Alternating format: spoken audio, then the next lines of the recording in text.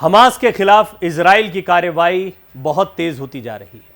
अब 10 लाख लोगों की जान का संकट गहरा गया है, क्योंकि इजराइल ने तुरंत गजा पट्टी के पूरे इलाके को खाली करने का आदेश दे दिया है। यूएन ने इस पर कहा यह मानवता के लिए संकट है। साथ ही साथ भारतीय सुरक्षित वापस आ गए हैं। इस सारी जानकारियां इस एक्सप्लेनर में आपके सामने विस्तार से रखने जा रहा हूं। इजराइल की सेना ने इस बात को सबसे पहले तो स्वीकार किया है कि वो 7 अक्टूबर को हुए हमास के हमले को रोकने में नाकाम रहे। इजरायली सेना चीफ ने कहा, लोगों की रक्षा करना सेना का काम है, लेकिन हम इसमें नाकाम रहे। ये हमारे लिए सीख है। अब समय जंग का है। वहीं इजराइल ने गजा के लोगों से कहा है कि वो गजा सिटी खाली कर दें। 24 घंटे में वादी गजा में रहने वाले फिलिस्तीनी वहां से हट जाएं। वहां रहने वाले लोग उनके दुश्मन नहीं हैं, वो केवल हमास का खात्मा करना चाहते हैं। इजराइल के इस आदेश पर यूनाइटेड नेशंस के प्रवक्ता ने कहा है कि इस इलाके में 10 लाख से ज़्यादा लोग रहते हैं। ये गजा की आधी आबादी है। इन्हें इतने कम समय में वहां से हटने का आदेश देना उनकी ज़िंदगी से खिलवाड़ करने जैसा है। इससे मानवीय संकट पैदा होगा। यूएन ने अपील की है इजराइल इस ऑर्डर को वापस ले। इजराइल हमास जंग के बीच भारत सरकार ने इजराइल में फंसे अपने नागरिकों को एयरलिफ्ट करना शुरू कर दिया है। शुक्रवार सुबह 212 भारतीय नागरिकों को लेकर एयर इंडिया की फ्लाइट दिल्ली पहुंची। दिल्ली एयरपोर्ट पर केंद्रीय मंत्री राजीव चंद्रशेखर ने सबका स्वागत किया। भारतीय समय के अनुसार इजराइल के डेविड बेन गुरियन एयरपोर्ट से गुरुवार देर रात 12:44 पर फ्लाइट ने भारत के लिए उड़ान भरी थी।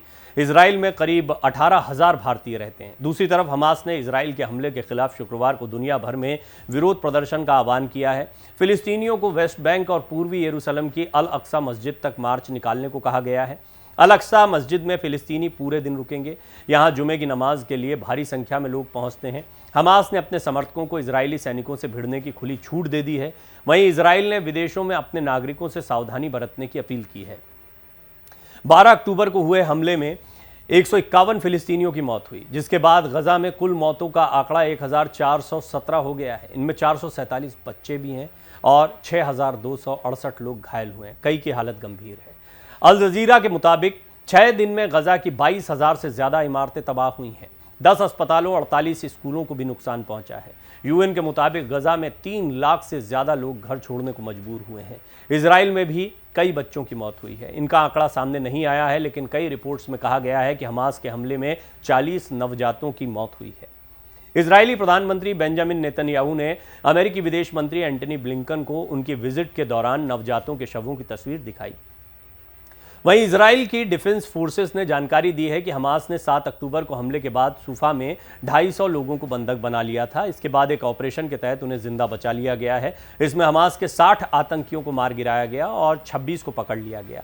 पकड़े गए आतंकियों में से एक हमास का उप कमांडर मोहम्मद अबू अली है। इस ऑपरेशन का वीडियो इजराइल ने आज जारी किया है। इजराइल की लगातार की जा रही एयर स्ट्राइक में गजा के सबसे बड़े अस्पताल के मुर्दा घर में लाशों की बाढ़ सी आ गई है। ज्यादातर शव ऐसे हैं जिनकी पहचान तक नहीं हो पा रही और न ही उनके लिए कोई पूछताछ करने वाला आ रहा है।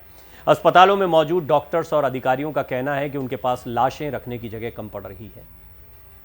गुरुवार रात की गई इजराइल की स्ट्राइक में 45 से ज्यादा लोगों की मौत हुई है। यह स्ट्राइक एक गजा में जबालिया रेफ्यूजी कैंप पर की गई थी। लोगों का कहना है कि इलाके में इजराइल की स्ट्राइक तब हुई जब वहां पहले की गई स्ट्राइक से मलबे में फंसे शवों और घायलों को निकालने का काम किया जा रहा था। इजराइल ने लोगों को गजा पट्टी खाली करने को कहा है। सेना ने आसमान से पर्चे गिराए हैं। इन पर लिखा है, हमास के हमलों की वजह से इजरायली सेना जवाब दे रही है। जिन इमारतों में हमास काम कर रहा है उन्हें तबाह कर दिया जाएगा। इंटरनेशनल राइट्स ग्रुप्स का कहना है कि गजा में इजराइल के बिजली सप्लाई को रोक देने के बाद से वहां अस्पताल मुर्दा घर बन जाएंगे। दरअसल 9 अक्टूबर को गजा बॉर्डर पर कब्जे के बाद इजराइल ने गजा तक होने वाली बिजली सप्लाई रोक दी थी, जिसके बाद 11 अक्टूबर को पूरे गजा में बिजली सप्लाई ठप हो गई। 5 में से 3 वाटर प्लांट्स ने भी काम करना बंद कर दिया है। वहीं इजरायली मंत्री ने कहा है कि गजा जब तक बंधक बनाए गए इजरायलियों को छोड़ नहीं देता तब तक उसे बिजली पानी नहीं दिया जाएगा। गजा में फिलिस्तीनी रिफ्यूजी के लिए काम कर रही UN relief and work agency के पास बहुत कम मात्रा में खाना और पानी बचा है। इस मात्रा से सिर्फ 12 दिन का काम चल सकता है। इसके बाद 1,80,000 लोगों के भूखे रहने की नौबत आ जाएगी। एजेंसी की डिप्टी डायरेक्टर जेनिफर ऑस्टिन ने कहा है, सड़कों पर मलबा है, रास्ते बंद हो गए हैं, कम्युनिकेशन लाइन कट गई हैं, लोगों की मदद करने में काफ़ी मुश्किलें हो रही हैं। सबसे अहम बात यह है कि यूनाइटेड नेशंस को इस बात की चिंता है कि फ़िलिस्तीन में 10 लाख लोग, गजा पट्टी का वो इलाका जहां पर इजराइल हमला कर रहा है, ये बहुत घनी आबादी है। मैंने कई एक्सप्लेनर्स में आपको बताया है, गजा पट्टी का इलाका बहुत छोटा है, लेकिन बड़ी सघन आबादी का इलाका है। बड़ी तादाद में यहाँ पर फिलिस्तीनी रहते हैं और जब इजराइल का हमला यहाँ पर हो रहा है तो ताबड़तोड़ हमला है। बस्तियों पर बम गिराए जा रहे हैं। निश्चित तौर पर हमास के आतंकी तो मुट्ठी भर होंगे, लेकिन बहुत बड़ी तादाद में मासूम लोग इन क्षेत्रों में रहते हैं और यूनाइटेड नेशंस को उनकी चिंता, पूरी दुनिया को उनकी चिंता है। फिलिस्तीनी हितों की भी बात होती है, लेकिन दूसरे पहलू को देखा जाए तो इजराइल गुस्से में है। इजराइल में भी इसी तरह मासूमों की हत्या हमास के आतंकियों ने की है। हवा से आए, समंदर से आए, दीवारें तोड़कर आए, यानी तीनों तरीके से हमला किया गया और गोलियां चलाई गई मासूमों पर।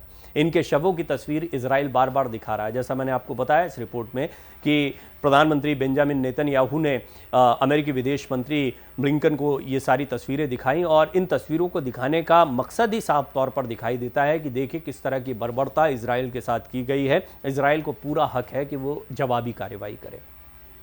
इजराइल को जस्टिफाई करना पड़ेगा इस युद्ध को, लिहाजा इजराइल बार बार उस पर हुए हमले को पुरजोर तरीके से रख रहा है, बाकायदा वीडियो सामने रख रहा है।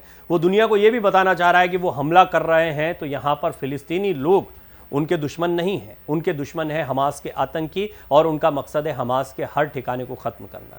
हालांकि इजराइल ने पहले ही स्पष्ट कर दिया है कि वो पूरी गजा पट्टी पर अब कब्जा करने जा रहे हैं।